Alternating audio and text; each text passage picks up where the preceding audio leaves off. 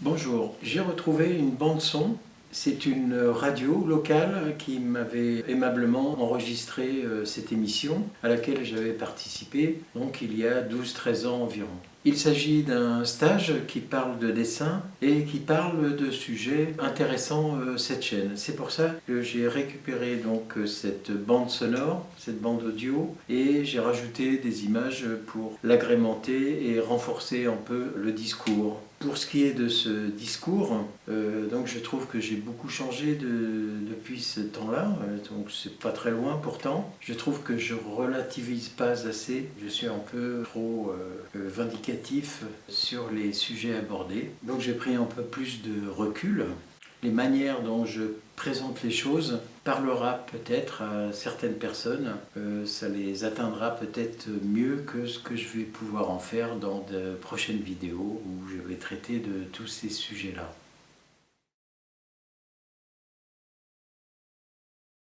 Un principe, au fil du temps, on va l'appréhender de manière assez différente. On va le relativiser dans le fait qu'il peut très bien être contredit sans que ce principe soit complètement anéanti. Il est possible de faire le contraire de ce qu'un principe a l'air de nous signifier, mais de toute façon, ces principes sont tellement larges que la manière dont on va les comprendre est toujours réduite.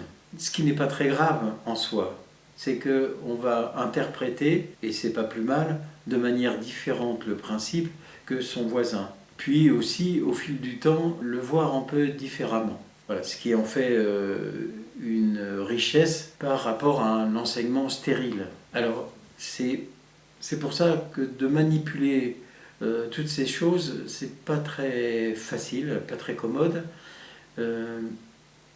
Et que ça demande une bonne préparation, surtout pour en faire un sujet sur une chaîne. Tout ce qui est technique est plus facile, alors ça me permet, en parlant technique, de m'entraîner un peu.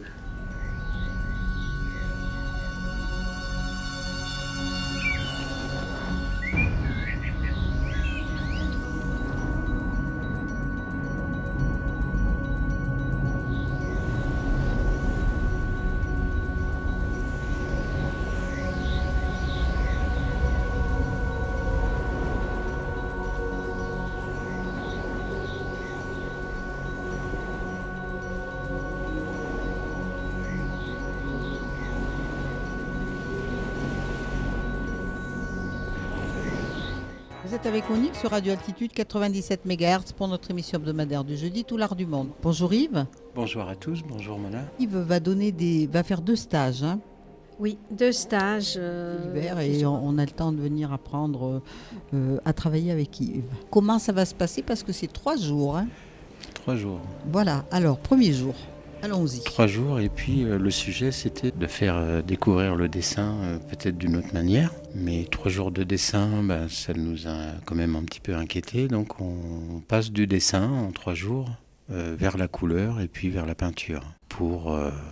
Quoiqu'à mon avis, 3 jours ou même plus, on pourrait très bien ne pas ennuyer les gens avec le dessin, mais comme c'est une première, on le joue comme ça. Et puis le dessin reste quand même une préparation à la couleur et à la peinture, donc c'est pas plus mal d'aller vers l'aboutissement qui serait une œuvre peinte. Et voilà, en essayant, pour ceux qui ne connaissent pas bien le dessin ou qui le pratiquent peu, de leur ouvrir une porte vers cet art qui pourrait être un art complet s'il était mieux compris. Parce que souvent, on considère le dessin non pas comme une œuvre, mais comme une préparation d'une œuvre, ce qui est vrai aussi, mais moi je pense que c'est un art à part entière et vraiment le plus fort des arts même, pour moi. D'abord parce qu'il est la base de beaucoup de métiers qui ne sont pas nécessairement artistiques d'ailleurs, oui. Mais c'est vraiment la base qui passe par des apprentissages qui commencent par le dessin. Même le coiffeur apprend à dessiner, l'ébéniste, beaucoup de métiers qui évidemment passent par le dessin ou le dessin industriel, etc. Les arts appliqués en général font appel au dessin. Et le dessin là dont on parle, lui, est un peu différent. et un peu moins rébarbatif que l'approche du dessin qu'on en a de manière académique ou en préparation, tous ces métiers des arts appliqués. Bon, là, évidemment, il y a des gens qui sont passionnés déjà par le dessin, je pense, dans les personnes qui vont venir, ou d'autres qui ont envie d'aller plus loin, qui utilisent la couleur sans trop dessiner. Quelquefois, ça se sent chez beaucoup non seulement d'amateurs, mais aussi de peintres, où on sent qu'il y a un manque dans le dessin. Cette perception-là, cette lecture de l'œuvre à travers le dessin, il y a souvent un manque. Et je pense qu'il y a un travail intéressant à faire et de faire découvrir cette lecture au travers des images. Je pense que même pour quelqu'un qui ne va pas pratiquer, ça peut ouvrir les yeux et aider en fait à apprécier, ce qui est déjà un bonheur énorme, je pense, de pouvoir apprendre à regarder, apprécier et pas nécessairement faire, pourquoi pas. Je pense que c'est plus important. Même si ça peut être décourageant de bien voir, parce que bien voir, ça veut dire aussi voir tous ses manquements et tous ses défauts. Mais si on passe ce stade, ça peut être vraiment que du plaisir. Et il faut que ça soit du plaisir. Et j'aimerais bien transmettre ce plaisir-là, ce bonheur de dessiner, parce que c'est avant tout un plaisir. Je crois, contrairement à beaucoup d'enseignements qui tuent ce plaisir par des choses rébarbatives. Je crois, Yves, que tu as beaucoup fait de dessin au fusain. Tu as commencé comme ça. Tu as beaucoup dessiné du crayon, du fusain. Voilà, oui, j'ai beaucoup dessiné. Voilà, j'avais toujours un petit carnet de croquis avec moi et bon, c'est toujours plus ou moins le cas, mais c'est vrai que depuis que je peins, j'ai un peu plus de mal à m'y mettre parce que j'ai envie de couleur, mais pendant des années et des années, j'ai fait plus de dessins que de peinture, oui. Je trouvais qu'il y avait déjà assez à faire avec juste une ligne sur un simple crayon de papier sur un mauvais papier, ça suffisait bien. Déjà, j'avais de quoi faire avant d'aborder d'autres choses et puis c'est surtout c'était un plaisir quotidien quasiment de ramener le soir quelques prises de vue comme ça, donc qui étaient faites toujours d'après nature, mais partout, dans le métro, dans les lieux publics, dès que je pouvais, dans un bar, dans un endroit où j'étais, où je me tenais, des petits dessins et de faire un vrai travail de relecture des dessins aussi, parce que ça aussi, on apprend beaucoup, je pense aussi, en redécouvrant son travail. Et donc, je déchirais beaucoup. Oui. Parce que déjà, il y a les dessins qui sont ratés parce que la personne a bougé, elle est partie, ou bon, c'est la vie, hein, ça bouge. Hein, et puis, on n'a pas toujours le temps de finir son dessin. Et après, des choses un petit peu trop appuyées, un peu trop, entre guillemets, trop bien dessinées, mais qui manquent de vie. Donc là aussi, on finit par comprendre qu'il y a quelque chose qui ne va pas dans ce qui est trop bien fait. Dans la perfection, ça va pas trop bien. Mauvaise perfection, disons, parce que la perfection, c'est autre chose, mais celle-là, elle n'est pas toujours bonne. Quelquefois, quelque chose qui a l'air d'être maladroit, mais qui est bien vivant, bien avec un peu de nerf et bien envoyé. Et évidemment, quand on fait la comparaison, à force d'enlever des feuilles du carnet et puis de les poser les unes à côté des autres le soir et puis se dire tiens quel est celui que j'ai mieux réussi ou pas, et puis de retrouver des dessins anciens même, de les ressortir et dire mais celui-là j'avais mis de côté mais il est nettement meilleur que l'autre, parce qu'il y a l'œil qui évolue et puis la vie étant toujours non pas enfermé chez soi, mais à être à l'affût de ce qui se passe, de ce qu'on voit. Je crois que l'œil il s'affine un petit peu, ou par comparaison, il peut mieux évaluer ce qui est intéressant ou non. Et donc, le meilleur apprentissage, c'est quand même de faire, de se casser la figure, de détruire, de recommencer. Voilà, puis c'est ça la vie, hein. On tombe, on se ramasse, on se relève, et c'est comme ça qu'on apprend. Hein. Enfin, c'est ce qu'on a fait quand on était enfant pour apprendre à marcher. Et puis c'est un peu comme la marche, là, le dessin. Et puis comme on rencontre ça en 3 jours, ça va être notre histoire, c'est intéressant. Et puis d'essayer de donner cette sale maladie. Oui, parce après que c'est tout, et ça sera aussi très intéressant pour les stagiaires, parce que je sais qu'on va avoir un cours un petit peu exceptionnel. Absolument. Oui. J'ai peur que ce soit un peu atypique, mais tant pis, oui. Non, je pense pas. Alors, on peut parler des supports sur lesquels tu vas faire travailler tes élèves. Tu l'as pensé déjà ? Déjà, on va commencer par croquis, donc, et puis oui, crayon. Voilà, mais ça, c'est des choses qui m'intéressent un peu moins, personnellement. D'accord. Et c'est pas là que ça se situe. Enfin, pour moi, Alors, c'est pas dans les outils que ça se passe. Alors. Voilà, alors où ça se situe ? Alors, tout d'abord, ce que je vais avoir besoin de faire toucher du doigt, c'est que de manière scolaire, on apprend à faire des choses régulières. Et alors j'espère qu'il n'y a pas de stagiaires qui vont écouter là, parce qu'il faut que ça soit un peu une surprise, sinon c'est pas du jeu. C'est justement de faire le contraire et d'essayer, juste comme ça, sans avoir de modèle, de voir ce qui peut sortir d'un crayon, d'un simple crayon sur un papier, et de faire des choses toujours différentes. Voilà, ça c'est la première chose qui m'intéresse, parce qu'il faut que la main elle se délie un peu et qu'il y ait des inventions qui sortent sans arrêt comme ça. Alors on va faire des petits points, des petits machins, des matières différentes. Et c'est un exercice que j'ai fait de nombreuses fois. Il y a en fait 5 ou 6 exercices comme ça que je me faisais régulièrement pour m'échauffer un petit peu. Les vrais outils, c'est ce qu'on peut sortir de soi-même. C'est pas le crayon lui-même, c'est pas le pinceau. Mais c'est toute cette écriture qu'il faut imaginer et qui doit sortir un peu naturellement et toujours de manière nouvelle. C'est-à-dire que si on envoie une ligne, il faut qu'elle vibre, il faut qu'il y ait des épaisseurs différentes à l'intérieur. Et surtout, ce qu'il va falloir que je fasse passer, c'est une chose que l'on pose, elle découpe en fait l'espace. Et qu'il y a des vides autour du trait ou de la masse qu'on va poser sur un papier, qui est plus importante au final que la chose elle-même. C'est-à-dire que le vide qui entoure les choses et la manière dont il est découpé et cette réaction d'une chose envers l'autre est plus intéressante que la chose qu'on va considérer de manière indépendante, unique, comme si elle existait par elle-même alors qu'elle est dépendante de tout un tas de choses. Et donc de faire sentir la lumière du papier. Parce que ça, c'est vraiment important. Et ça, je le ressens chez tous les maîtres.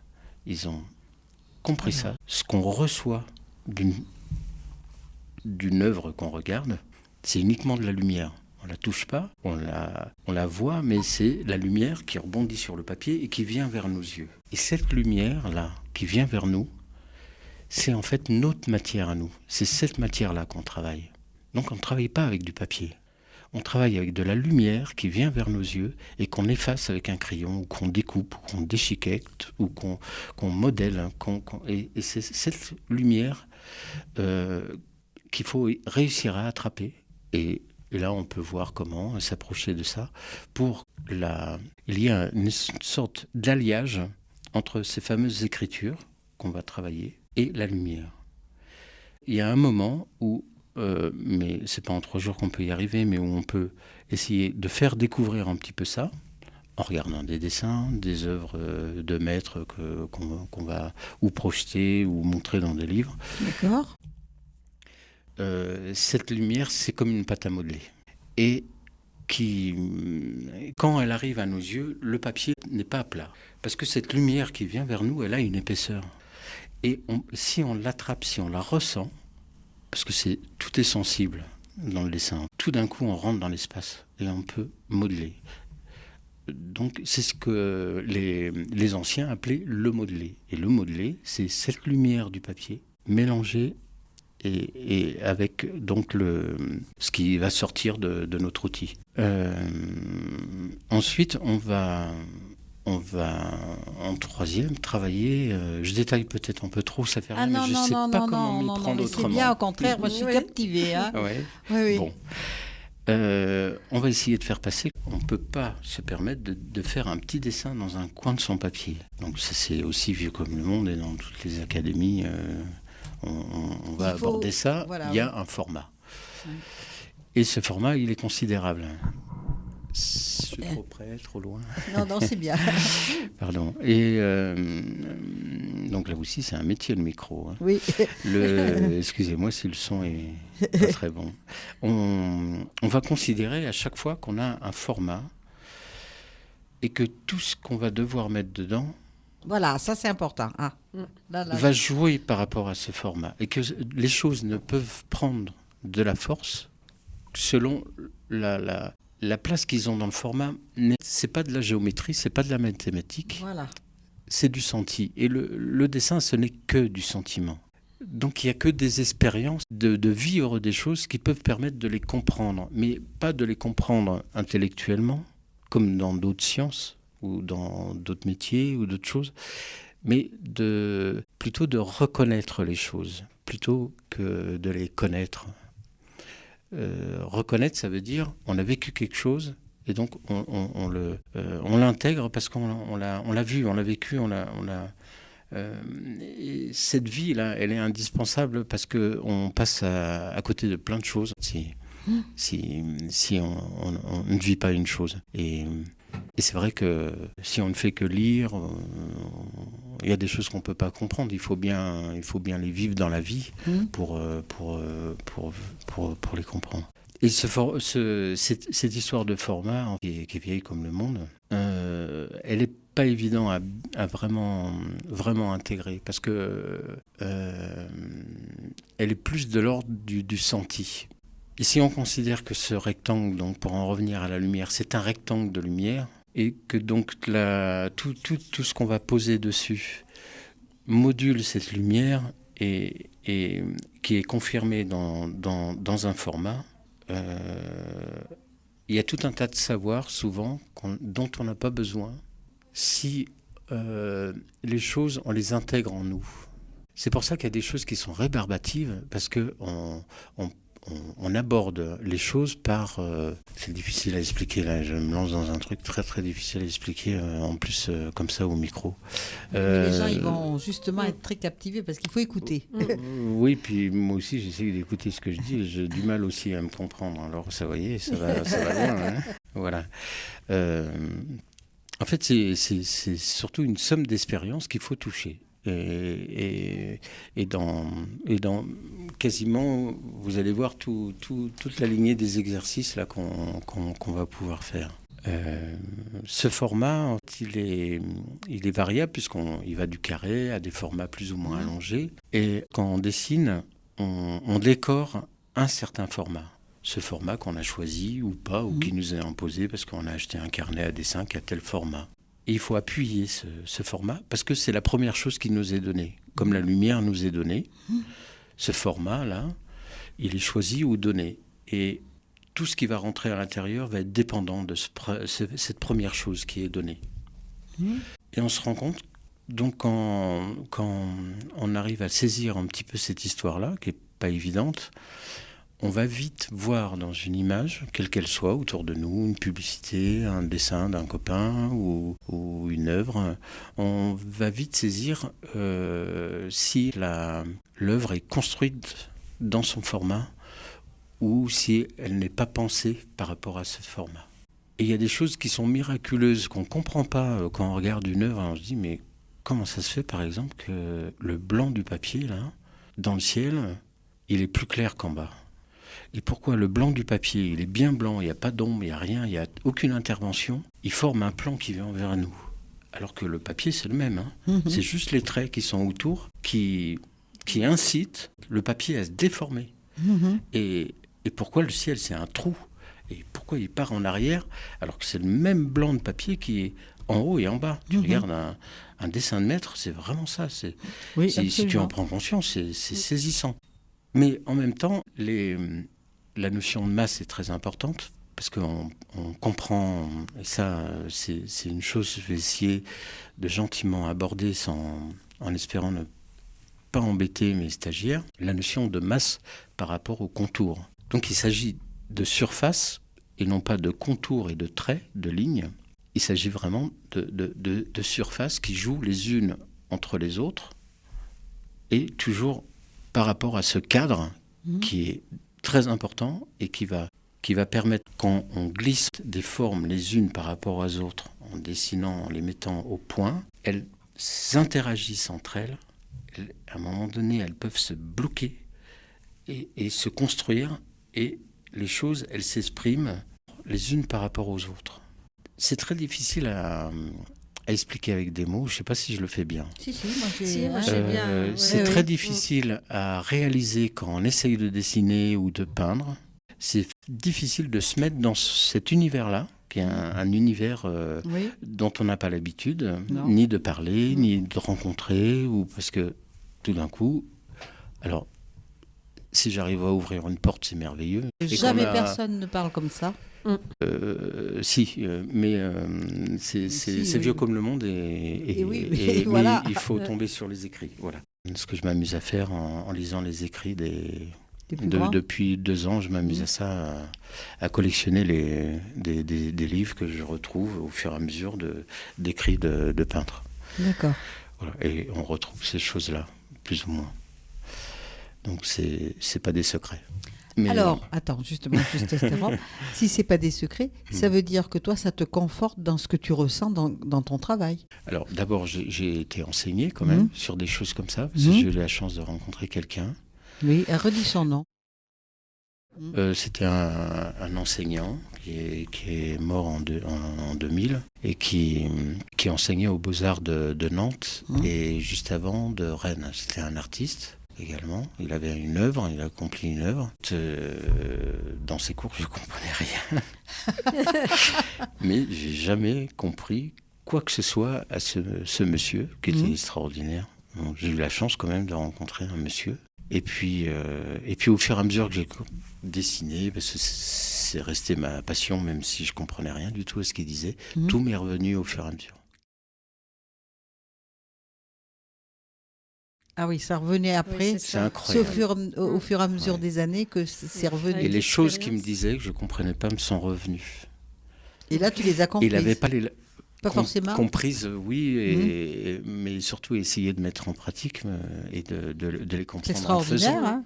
Ouais, c'est une drôle d'histoire. Ouais. À quel point on peut, pendant une période... bloquer. Carrément, mais je ne comprenais rien. Il m'engueulait, il me disait mais t'as pas compris, Enfin bon. Et il m'aimait bien en plus, mais il me bougeait parce qu'il m'aimait bien. Ou alors tout m'est revenu avec... c'était peut-être pas ce qu'il racontait, mais c'est peut-être ce que moi je devais en comprendre au final. Oui, parce certainement. Parce que Par peut-être ça n'a rien à voir totalement. C'est pas les mêmes mots, c'est pas les mêmes... Mais c'est bien la même histoire en tout cas. C'est la même histoire. Ah oui, oui. Ouais, et puis vraiment, ça m'est... Très lentement, très doucement, ça m'est revenu. Donc ça sera les 3 jours là. Donc ça sera expliqué en 3 jours. On essaiera. Non, parce qu'après on va essayer d'aller vers la couleur assez rapidement. Alors la couleur. Et c'est la même histoire. C'est la même histoire, la couleur, de toute façon. Et oui, puisque c'est d'abord de la lumière. C'est de la lumière, la couleur. Et puis ça... Mais avant de revenir à la couleur, alors vas-y, termine. Ce que je disais, parce que je vais être incapable si je ne suis pas mon fils. Suis ton schéma. C'est que tout d'abord, il faut arriver à entrer dans un univers qui est difficile à comprendre et que les enfants pourtant pratiquent et comprennent. C'est ce qu'on appelle la plastique. On dit les arts plastiques, alors c'est un mot qui est détestable, les artistes plasticiens, etc.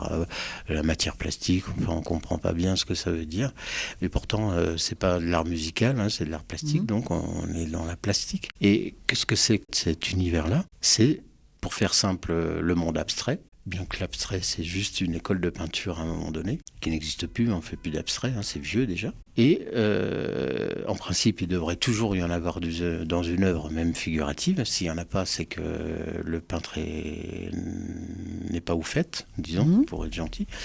Et, et donc, c'est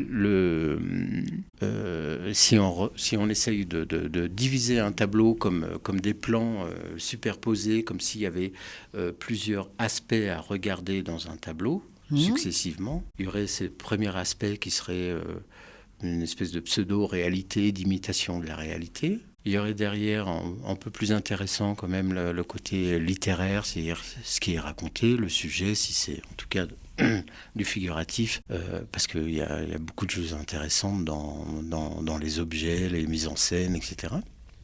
Après, il y a la technique, la lecture de la technique, quelle technique est employée, etc. Bon, c'est intéressant aussi. Et puis, il y a un autre plan qu'on va imaginer, encore plus profond, qui est celui de la couleur, de la forme pure.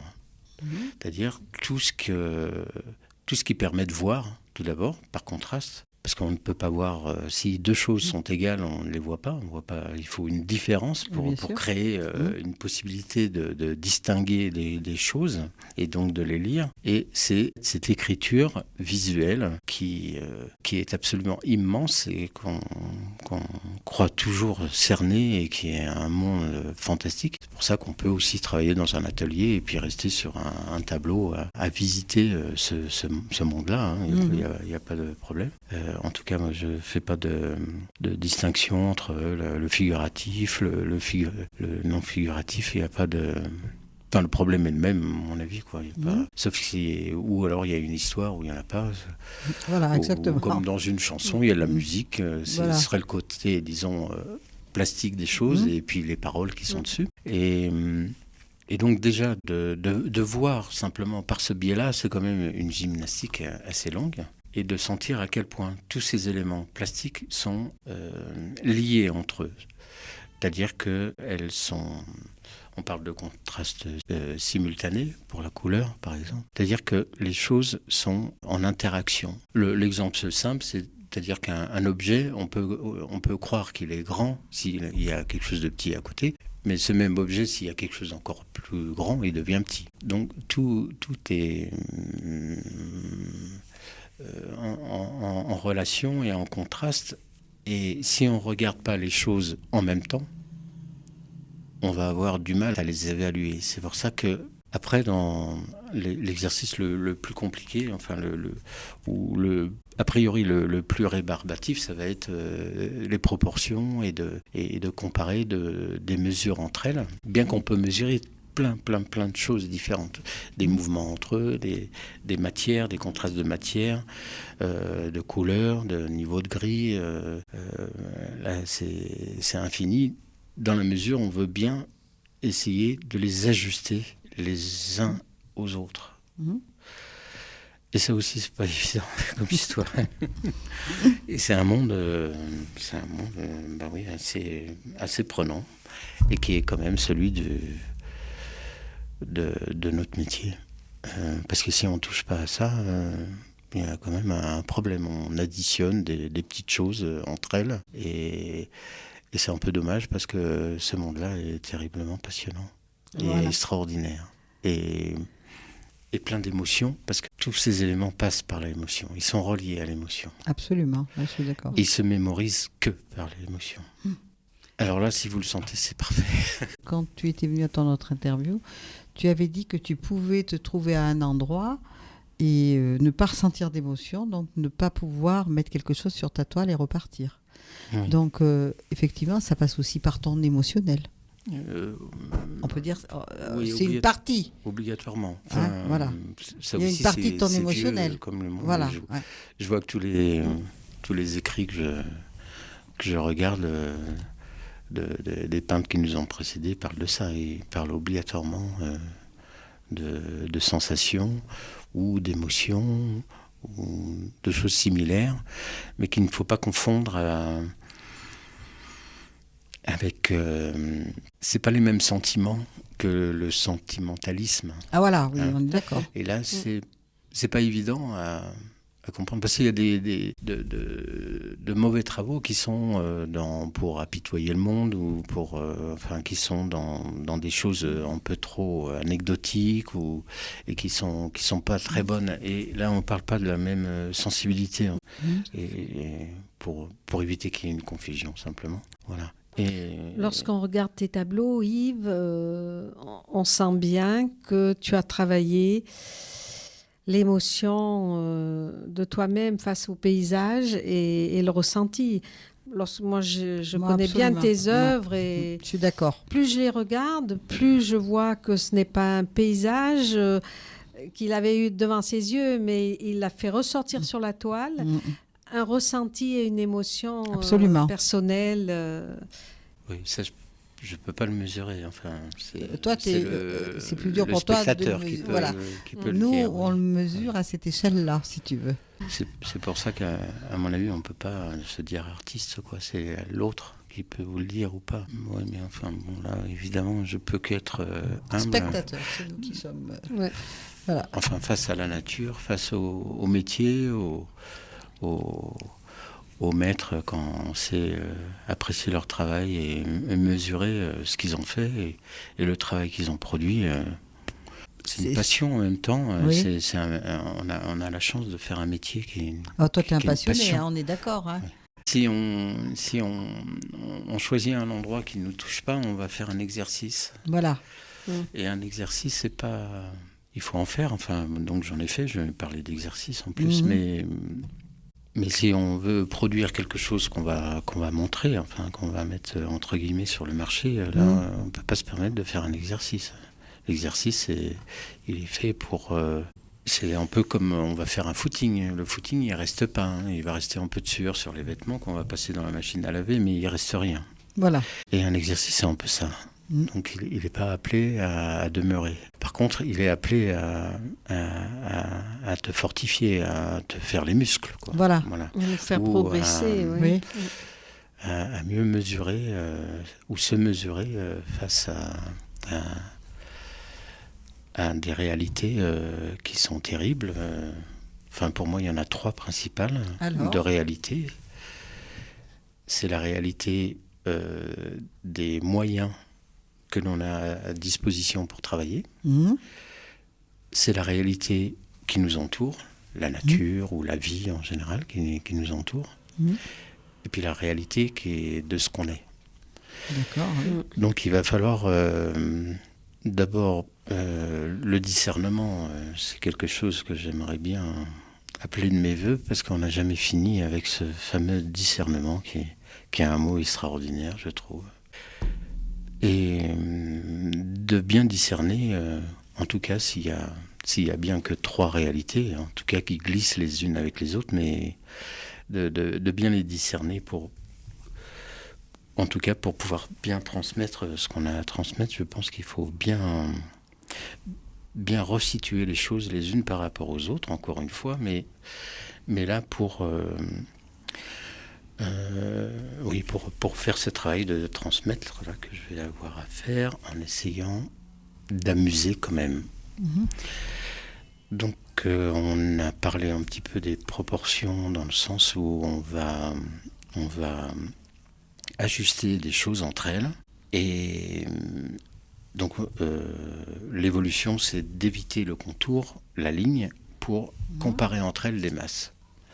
Ça, c'est une notion qui est vraiment aussi assez compliquée, assez longue à admettre et à comprendre, parce qu'on est habitué à la ligne et à comprendre les choses avec une ligne. Oui. Et cette ligne, elle est très intellectuelle et elle est impossible à gérer. C'est-à-dire qu'on peut être hyper intelligent, je crois qu'on ne remplacera pas le sentiment de la masse.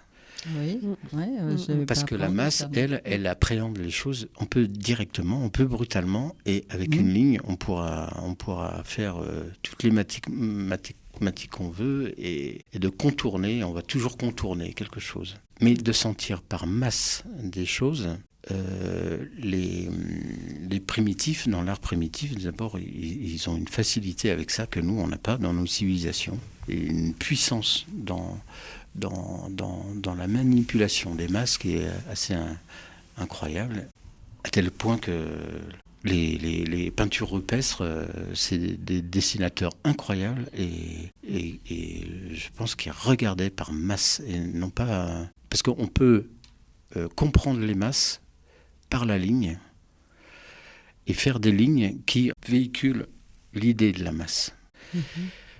Et faire des surfaces qui sont comprises par leur contour. Donc là, est-ce qu'on peut comprendre un truc pareil ? Je ne sais pas si ça passe ou pas. Vous me le direz, peut-être, si ça a passé ou pas. J'ai peur que ce soit difficile à envisager. Oui, mais je pense que tout le monde... on n'a jamais appris, donc c'est des questionnements qui sont intéressants. Ça interroge beaucoup. Et ça interrogera. Ça nous amène à nous poser des questions, c'est bien vrai. Sûr. J'avais auto-édité un livre qui s'appelle Secret, au sujet du dessin, de la peinture et de notre métier.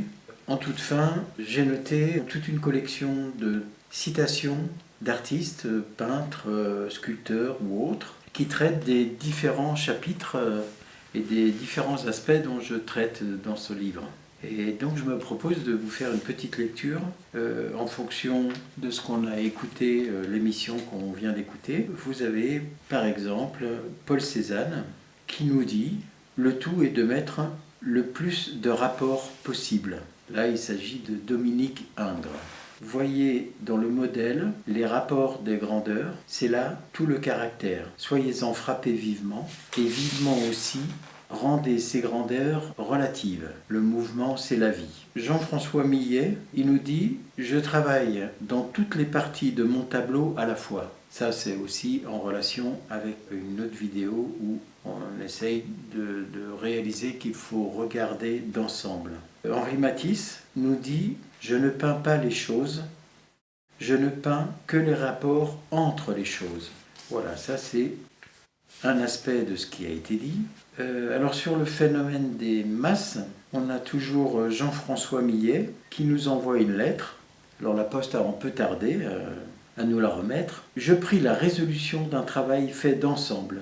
J'essaye le dessin par masse, dessin rapide, le seul possible. La nature ressemble à une toile blanche où s'esquissent à peine les profils de quelques masses. » Alors Matisse, dans son enseignement aussi, disait « Commencez par dessiner vos grandes masses ». Voilà, ils sont tous un peu à la masse, ces gens-là. C'est des artistes, hein, c'est pour ça. Alors, au sujet des écritures d'un peintre, on a Léonard de Vinci qui a ressuscité des morts et il nous dit « Il faut toujours varier car la nature varie à l'infini. Il faut bien t'en rendre compte. » À ces époques-là, on tutoyait, même dans les écrits. « Il faut bien t'en rendre compte et varier tant que tu peux. » Alors Eugène Delacroix nous dit des choses aussi un peu similaires, mais avec à chaque fois et à chaque époque un autre regard.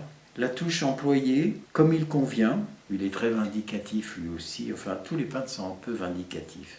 La touche employée comme il convient, plus d'opposition, plus d'éclat, sert à prononcer plus convenablement les différents plans des objets. Fortement accusée, elle les fait venir en avant, le contraire les recule.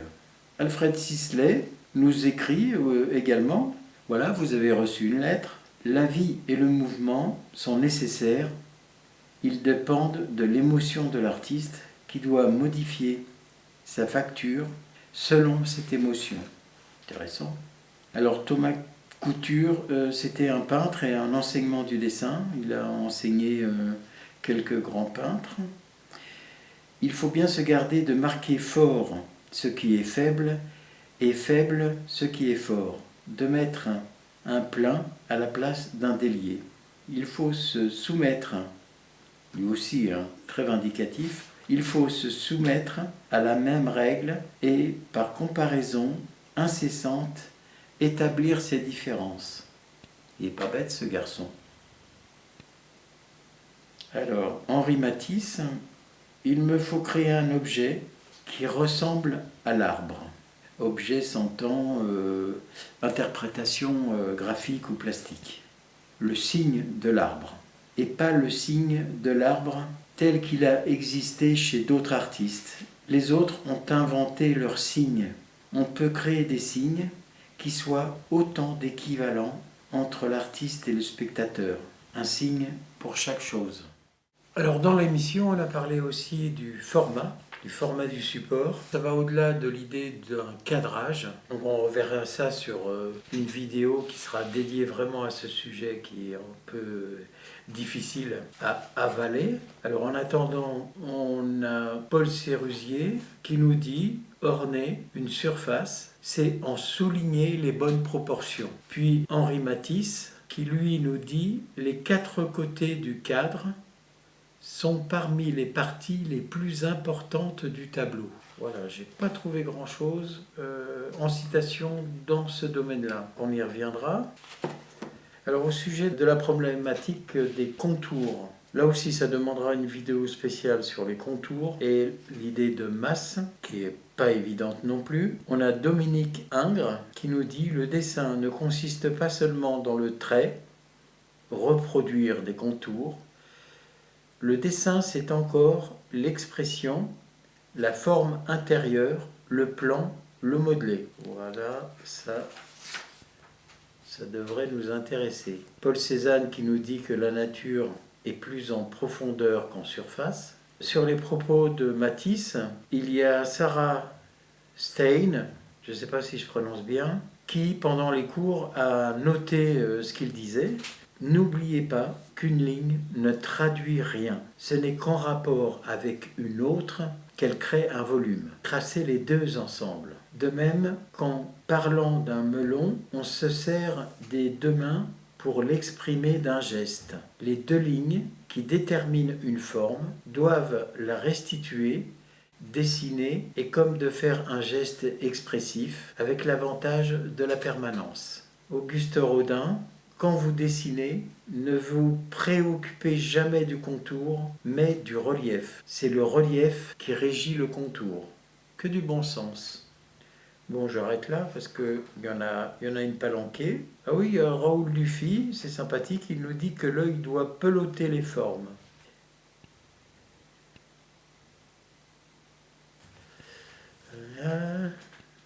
Alors, selon la culture, le regard est différent. Les fondamentaux sont, si on y regarde bien, un peu les mêmes. Donc dans la culture chinoise, il y a beaucoup de choses qui sont équivalentes à ce qu'on a pu voir dans cette émission. Alors je vais mal prononcer les noms. Pu Yang Tu, T'-U, un peintre chinois.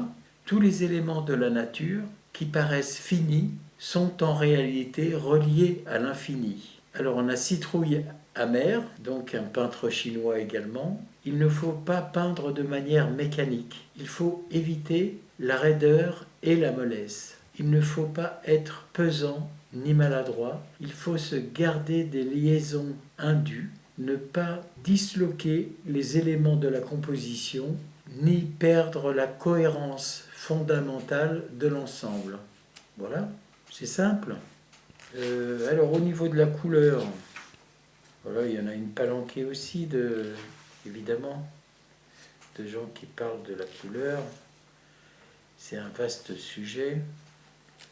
Donc c'est la couleur. Voilà. Ce qu'on rapporte le plus souvent, c'est les couleurs n'existent, oui, que par rapport aux autres. Si je les mets en résonance, les unes avec les autres, il y a comme des ondes qu'il faut marier. Et ça, c'est Balthus qui dit ça, et il dit des choses intéressantes d'ailleurs, ce garçon douteux, mais qui connaît bien son histoire. Matisse encore, un ton seul n'est qu'une couleur, deux tons c'est un accord, c'est la vie. Une couleur n'est valable que par son accord avec la voisine. Voilà, qu'est-ce que je peux vous raconter d'autre ? Oui, Jean Rennes, donc c'est mon ami peintre, né à Marseille. Une couleur n'est jamais enfermée, prisonnière de la forme. Elle irradie tout autour. La forme, elle, se prolonge, se noue aux autres formes et se répercute en rythme. En somme, forme et couleur se pénètrent, s'affirment, se complètent et deviennent intimement liées. Ben voilà, il n'y a plus qu'à.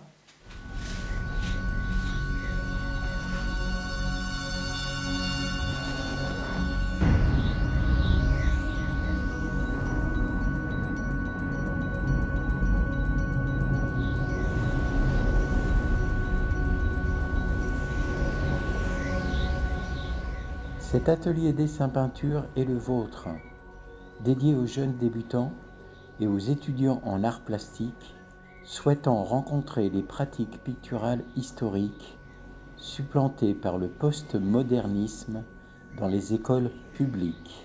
Seules les formations privées payantes enseignent les fondamentaux et savoir-faire. Privilège que cette chaîne, avec des moyens sobres, propose gratuitement.